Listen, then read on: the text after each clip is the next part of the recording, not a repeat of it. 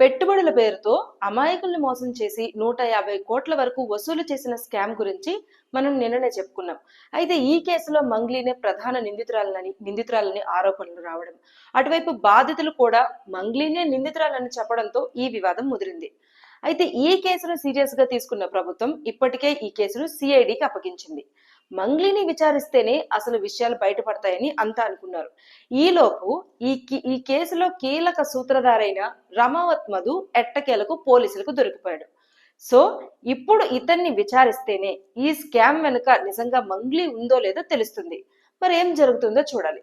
అంతకన్నా ముందు ఇలాంటి ఇంట్రెస్టింగ్ వీడియోల కోసం ఏషియానెట్ న్యూస్ తెలుగు ఛానల్ ని సబ్స్క్రైబ్ చేసుకోండి. పోలీసులకు దొరికిపోయిన ఈ ప్రధాన సూత్రధారి మధు గురించి తెలిస్తే మాత్రం ప్రతి ఒక్కరూ షాక్ అవ్వాల్సిందే.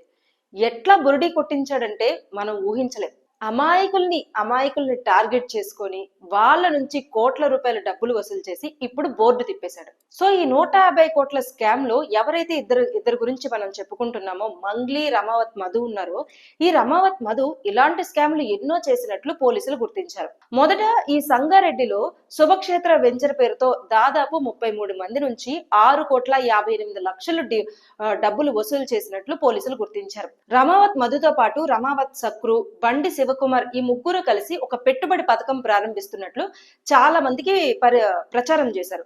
ఈ ప్రచారంలో భాగంగా సంతోష్ అనే వ్యక్తి, అంటే పటాన్చెరుకు చెందిన ఒక వ్యాపారి సంతోష్ పరిచయం అయ్యాడు. ఆ సంతోష్ కు కూడా ఈ వెంచర్ గురించి చెప్పుకుంటూ వచ్చారు. సంతోష్ వీళ్ళ మాటలు నమ్మి వాళ్ళ పెట్టుబడి పథకంలో డబ్బులు డిపాజిట్ చేశాడు. ఈ రమావత్ మధు ఎలా చెప్పారు అంటే, 5 లక్షల డిపాజిట్ చేస్తే 5 లక్షల కంటే ఎక్కువ ఎవరైతే డిపాజిట్ చేస్తారో వాళ్ళకి 42 నెలల పాటు 25,000 రూపాయలు చెల్లిస్తామని చెప్పారు. అంతేకాకుండా 102 చదరపు గజాల స్థలం కూడా రిజిస్ట్రేషన్ చేయిస్తామని చెప్పారు. దాంతో పాటు 5 లక్షల బీమా కూడా ఇస్తామని నమ్మించి మోసం చేశారు. అయితే ఈ సంతోష్ తో పాటు మరో 30 మంది కూడా ఇతని రమావత్ మధు మాటలు నమ్మి డిపాజిట్ చేశారు. సంగారెడ్డి జిల్లా దామరగిద్ద గ్రామంలో 16 ఎకరాల్లో శుభక్షేత్ర వెంచర్ స్టార్ట్ చేస్తున్నామని చెప్పుకుంటూ వచ్చారు. దానికి తోడు వీళ్ళు మియాపూర్ లో ఒక ఆఫీస్ కూడా స్టార్ట్ చేశారు. అయితే ఈ సంతోష్ తో పాటు ఈ మరో 30 మంది దగ్గర 6,58,00,000 వరకు వీళ్ళు వసూలు చేశారు. తర్వాత దాదాపు 6 నెలలు గడిచిపోయి ఈ ఇన్సిడెంట్ 2025లో జరిగింది. అయితే దాదాపు 6 నెలలు గడిచాక కూడా రమావత్ మధు తిరిగి డబ్బులు చెల్లించకపోవడంతో సంతోష్ తో పాటు మిగతా 30 మంది కూడా మియాపూర్ లోని మధు ఆఫీస్కి వెళ్లారు. అక్కడ బౌన్సర్లను పెట్టి బెదిరించాడు మధు. సో అప్పుడు వీళ్ళు మోసపోయామని తెలుసుకొని వెంటనే పోలీసులను ఆశ్రయించారు.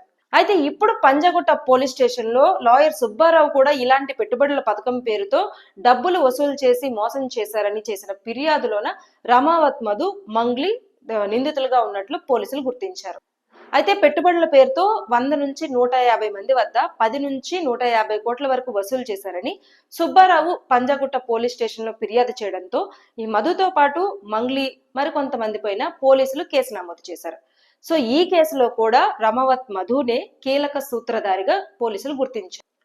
అయితే ఈ కేసులే కాకుండా Gokulananda infra India private limited పేరుతో కూడా చాలా మంది దగ్గర డబ్బులు వసూలు చేసినట్లు పోలీసులు గుర్తించారు.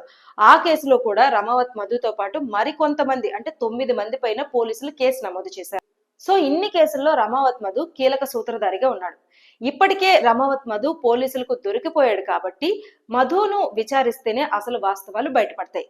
సో ఇప్పుడు పంజగుట్ట పోలీస్ స్టేషన్ లో ఫిర్యాదైన కేసులో కూడా మంగ్లీ ఉందో లేదో తెలుస్తుంది.